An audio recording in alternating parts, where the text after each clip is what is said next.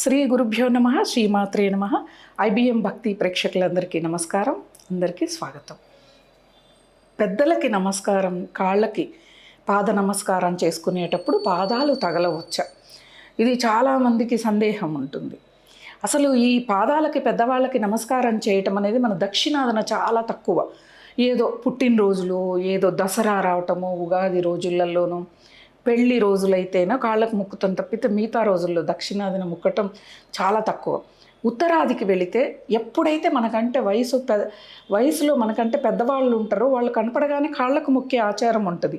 చూడండి, ఎప్పుడైనా ఏ సీరియల్స్, హిందీవి కానీ సినిమాలు కానీ, ఒకసారి మనకు తెలిసిన స్నేహితులు కానీ ఎవరైనా అటువైపు ఉన్నా కానీ వాళ్ళ ఆచారం ఏంటిది అంటే, మహిళలైతే పెద్దవాళ్ళు, మామ వరుస అయిన వాళ్ళు, చిన్న మామ వరుస అయిన వాళ్ళు రాగానే కొంగంతా కప్పుకొని తల నిండా వాళ్ళకి పాద నమస్కారం అంటే తగలక్కర్లేదు, నమస్కారం అయితే చేస్తారు వాళ్ళు.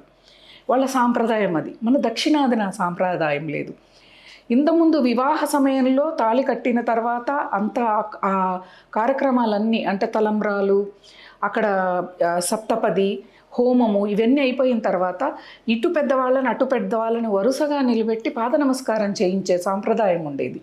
ఇప్పుడు ఎవరికి ఆ ఓపికలు లేవు. అసలు దగ్గరైన బంధువులు కూడా అక్షింతలేసి వెళ్ళిపోయే రోజులు వచ్చాయి. కాసేపు ఉందాము, మొత్తం అయిపోయే వరకన్నా కనీసం ఇంటి వాళ్ళ వరకే ఉంటున్నారు తప్పితే ఒక 5-6 మంది దాయాదులు అనే వాళ్ళు ఎవరు ఉండట్లేదు వివాహకృతువు దగ్గర. కాబట్టి ఇక్కడ ఈ పాద నమస్కారం ఇక్కడ మనకి వెళ్ళిపోయింది, ఇక్కడ కూడా లేదు.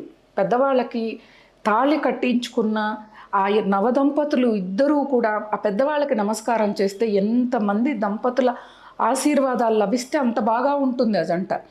మనకు అందుకే కదా ఇప్పుడు విడాకులు కూడా ఎక్కువే. ఆ జంటల పాద నమస్కారం చేసుకుంటే మనం వాళ్ళ అనుగ్రహము, వాళ్ళ యొక్క దాంపత్యము మన కళ్ళకు కనిపిస్తూ ఉంటుంది. అలా పాద నమస్కారం మన ఇంట్లో వాళ్ళకి, మన దాయాదుల వరకు పాదాలకి నమస్కారం చేసుకోవచ్చు.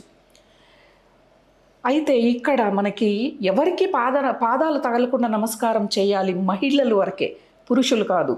అంటే మనకి గురువులు, సన్యాసాశ్రమం స్వీకరించిన వాళ్ళు, బ్రహ్మచర్యంలో ఉన్న వాళ్ళకి మనం నమస్కారం చేసేటప్పుడు పాదాలకి తాకకూడదు. మహిళలు ఆ గురువు యొక్క పాదాలని తాకకుండా వాళ్ళ పాదాల ముందు నేలని తాకి నమస్కారం చేసుకోవాలి. ఎందుకంటే వాళ్ళ సన్యాసం తీసుకునేటప్పుడు నియమం అన్నమాట. ఒక మహిళ ఆలింగనం కానీ, ఒక మహిళకు దగ్గరగా రావటం కానీ, ఒక మహిళ తన పాదాలని తాకి నమస్కరించుకోవాలంటే అలాగే నమస్కరించుకోవటం కానీ చేయకూడదని అక్కడ ఒక నియమం ఉంటుంది. ఎందుకు అంటే మనిషి అనేవాళ్ళు ఎక్కడైనా కానీ, సన్యాసాశ్రమం తీసుకున్నా కానీ ఎక్కడ చెలిస్తుందో మనస్సు. కాబట్టి మహిళ ఆ పాదాలు ముట్టుకుంటే ఎక్కడ వాళ్ళ యొక్క మనస్సు చెలిస్తుందో అని వాళ్ళు కాస్త పాదాలు ముట్టుకోవద్దు అంటారు. అంతేకాని మిగతా మన వాళ్ళ వరకు పాదాలని తాకి నమస్కారం చేసుకోవచ్చు. ఇంకొక ఆచార్యం కూడా ఉత్తరాదిన మనకు కనిపిస్తుంది. ఇంటి కూతురు అంటే మనం కన్న కూతురుతో వాళ్ళ పాద నమస్కారం చేయించుకోరు, వాళ్ళే కూతురికి నమస్కారం చేస్తారు. తెలంగాణలో కూడా చాలా కనిపిస్తుంది అది. ఎందుకు అంటే మహాలక్ష్మితో సమానం మేము కన్నబిడ్డ కాబట్టి ఆమెతో మేము కాళ్ళు ముక్కించుకోకూడదు, మేమే ముక్కాలి అని ముక్కుతారనమాట. ఇక్కడ అనేక రకాల సాంప్రదాయాలతో భారతదేశం నిగూఢమై ఉంది. అందుకే చాలా గొప్ప దేశం అనేది, ఆధ్యాత్మిక దేశం. కాబట్టి ఎవరు సందర్భాన్ని పట్టు అలా వెళుతూ ఉండాలి. వెళ్ళి పెద్దవాళ్ళ పాద నమస్కారం, వాళ్ళ ఆశీర్వాదం కూడా మనకి చాలా అవసరం.